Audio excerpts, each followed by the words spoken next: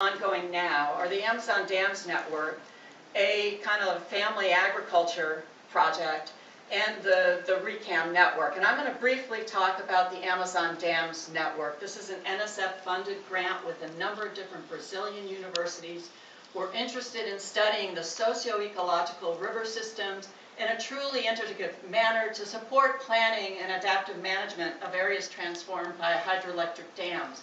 You see our partners. There are many different partners from Brazil, many different institutions. We have 4 countries involved, 20 institutions, but the real leads have been the University of Florida, the Federal University of Tocantins, and the Federal University of Rondônia. And it all began not with the NSF grant in 2015 or 16. It began a long time ago with a field course.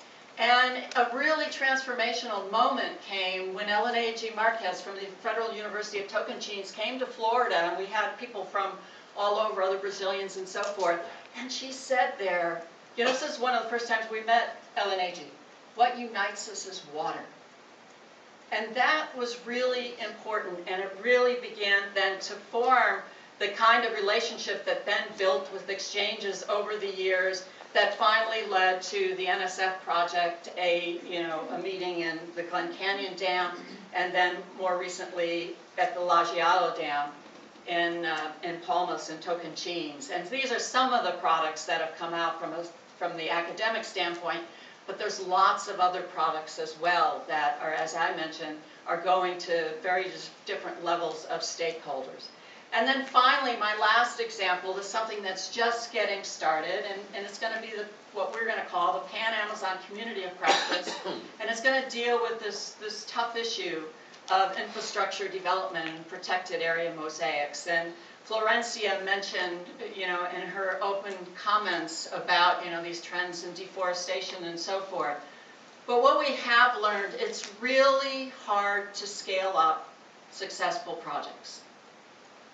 It's really, things can happen, then all of a sudden some external force comes in, and, you're back at square one or going behind. So the whole idea here is to build this community of practice to look at the tools and strategies we're employing across the Amazon and to figure out ways that we can learn from each other to innovate those tools, to learn from the successes as well as from the failures. We're taking a focus in 3 main area focal mosaics in the Amazon, including the Madeira Basin in southwest Brazil. And again, we're going to have a lot of different things going on. There will be a lot of activities looking at what factors enable and limit effective governance and so on and so forth, in a hope that we can develop the strategies that are needed. So this is supported by the Moore Foundation. So my last slide is, I answer this question by saying this kind of relationship with our colleagues in Brazil, both the academic institutions and government agencies and practitioners, NGOs and so forth, have literally transformed the way we do things at the University of Florida. And with that, I think I'll stop. Thank you.